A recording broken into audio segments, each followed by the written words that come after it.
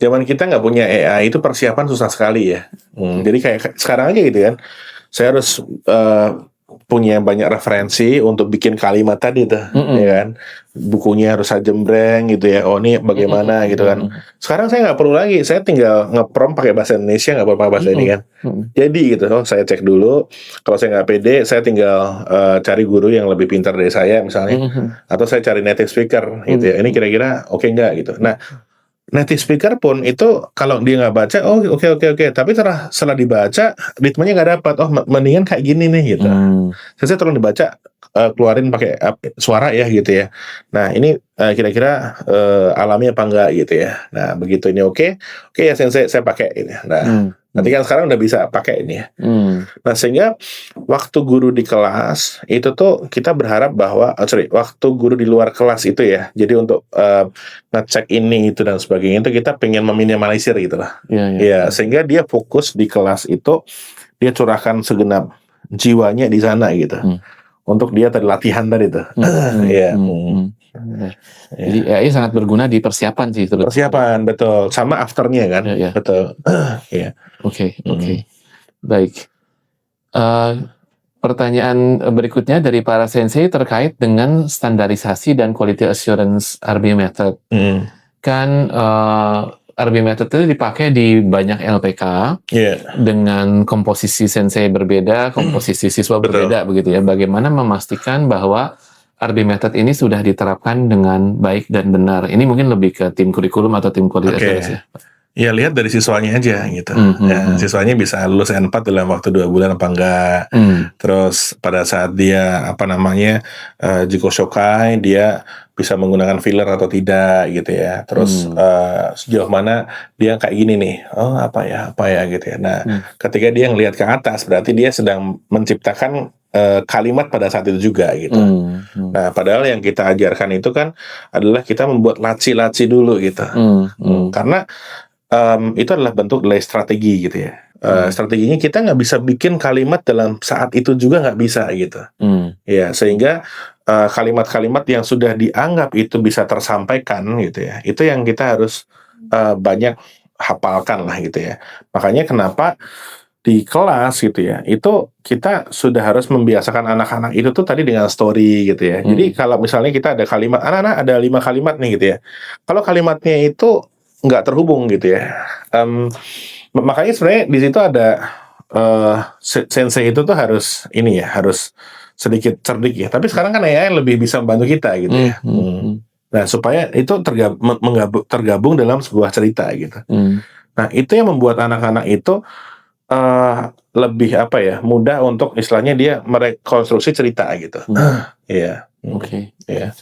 Ya dulu waktu ngobrol sama sensei itu saya kagum karena dia langsung tahu, oh ini ada di bab ini, halaman ini.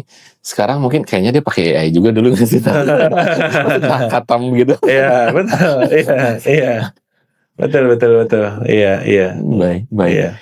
Oke, mungkin sebagai penutup Pak Arbi, apa sih standar minimum yang membuat sebuah kelas itu disebut udah mempraktekkan RB method? Kan soal seberapa itu direpetisi gitu ya dalam satu waktu. Tadi kan ada must remember words dan must remember. Iya, satu hal adalah tadi guru itu sejauh mana dia itu mengolahragakan siswa aja itu. Makanya sebenarnya RB method itu nggak susah itu. Kalimat yang akan dilatihkan tuh apa saja gitu. Ya. Nah, misalnya tadi ya, ini saya kasih contoh nih misalnya yang tadi itu. Sebentar. Tadi kan saya menggabungkan antara yang bentuk plain ya dengan yang tadi itu saya kira dan sebagainya itu ya. Ya. Andi tahun depan pergi ke Jepang. Andi sangwa raineng nihonge iku. Nihonde jitosha no kaisha de hatarakitai. Dia ingin bekerja di perusahaan otomotif di Jepang. Nah, kan saya bisa ini ya. Oke, sekarang anak-anak Andi tahun depan mau pergi ke Amerika. Kan saya bisa ubah-ubah di situ tuh. Iya. Ayo siapa? Kamu masih ingat nggak Amerika apa gitu ya? Nah, terus kemudian kita coba komprehensif nih misalnya. Andi 2 tahun yang akan datang akan pergi ke Jepang. Ini kan saya bisa ubah ya, jadi yang bukan tahun depan tapi 2 tahun yang akan datang gitu ya. Kan saya bisa menggunakan ini gitu ya. Terus kemudian bentuk plan-nya saya bisa ubah-ubah lagi ya. Misalnya, oke, Jepang sama tahun depannya oke gitu ya. Andi apa misalnya akan makan hamburger di Jepang tahun depan misalnya.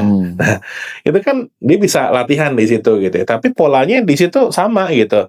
Oke, pas terakhir kan kita udah mengeluarkan anak-anak kita, tapi kan kita perlu penutup lagi. Ayo anak-anak, kita hari ini belajar apa? Kita ulang lagi gitu. Andi tahun depan akan Jepang. Terus kemudian kita repeat after me ya, sama-sama ya, yuk gitu ya. Nah, lebih ke sana sih gitu ya. Oke. Baik. Jadi kalau dari sini yang saya tangkap adalah pertama-tama siswa itu sudah punya dia sudah terlatih sehingga dia sudah punya banyak laci-laci kan begitu ya. Nah, itu akan kelihatan nanti waktu lagi di wawancara dia sudah punya banyak referensi ya ketika menjawab pertanyaan-pertanyaan di sana. Betul.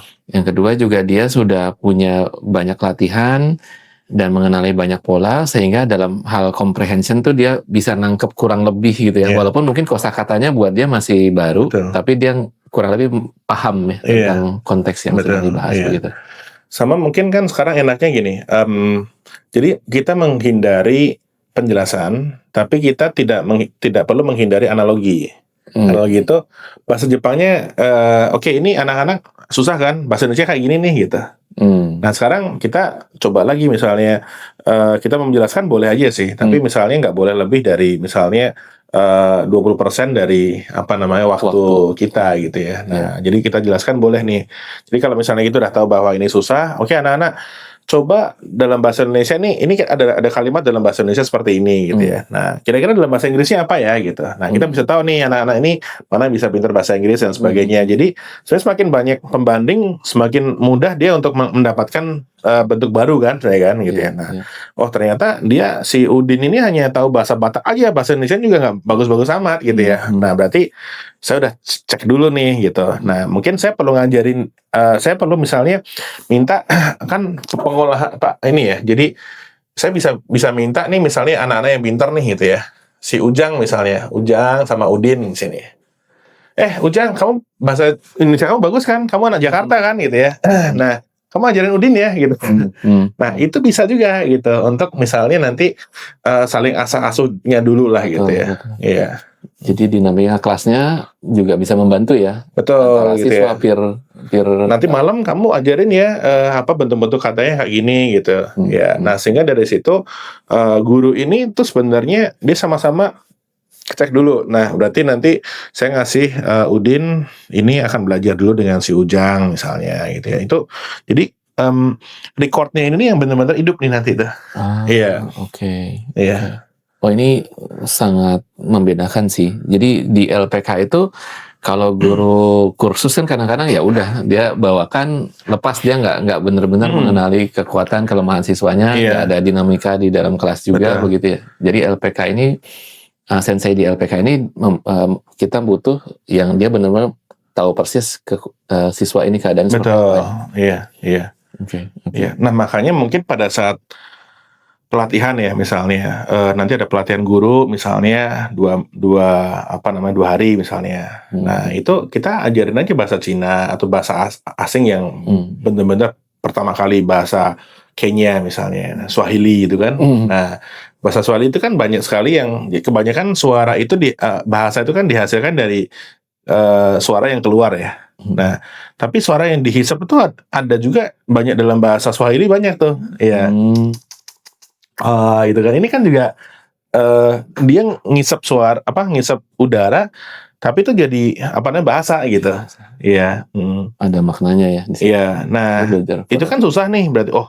Oh iya, susah juga ya gitu ya. Nah, artinya dari situ pada saat pelatihan gitu ya, itu nanti kita akan sadar bahwa sebenarnya mungkin saya sekarang bisa sampai N2, saya bisa sampai N1 ini ya kebetulan bahasa ibu saya itu atau pengalaman hidup saya itu menuntun saya untuk ke sana gitu. Iya. Nah, tapi begitu saya sadar ya, susah juga ya.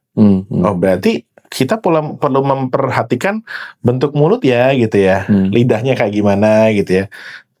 itu yang mungkin kita akan, mungkin kita juga bisa mengundang orang-orang yang di speech therapy gitu ya. Ini gimana nih speech therapy? Oh, berarti lidahnya harus dijulurin gitu ya. Terus kemudian misalnya ada anak yang sumbing tuh. Ini kan kadang-kadang dia sumbing sampai ke nasalnya dia kan. Ini dia pasti nggak bisa ngomong tuh nggak bisa karena lepas semua ininya gitu. Udaranya lepas semua gitu. Ya, nah itu jadi troublesome buat dia, buat yang ngedengerin juga gitu ya. Nah intervensinya kan kebanyakan dengan operasi misalnya gitu ya. Nah akhirnya jadi bisa. Gitu. Tapi kalau misalnya itu nggak bisa dilakukan gimana gitu ya. Nah ini kan kita perlu mendengarkan dari mereka sih gitu. Iya. Nah, iya. Oh menarik sih. Jadi lebih empati dan lebih ingat juga ya. Sebenarnya lebih empati sih sebenarnya kan. Iya betul. Kita gitu. Udah N2, ini baru mulai nih begitu ya. Iya. Jadi, karena kadang-kadang misalnya ada juga yang pinter cepat ya sat tuh kan. Nah kadang-kadang yang cepat sat itu dia nggak paham apa namanya gimana caranya dia tuh bisa melewati itu gitu lah. Iya. Baik. Sip. Baik Pak Arbi, terima kasih untuk masukan-masukannya juga ya buat Sensei. Kita akan rangkum dan kita akan olah. Tadi ada beberapa insight baru, termasuk juga mempersiapkan bahan-bahannya tentang tadi yang useful expression di kelas itu juga bisa dilengkapi. Bagaimana nanti kita juga improve lagi buat Spoken Teacher Academy ya tadi. Selain ahli bahasa, bisa juga yang speech therapy karena dia lebih ngeri soal fonetik dan bagaimana membentuk suara gitu ya. Baik, kami olah dulu ya Pak dari sini. Siap. Terima kasih.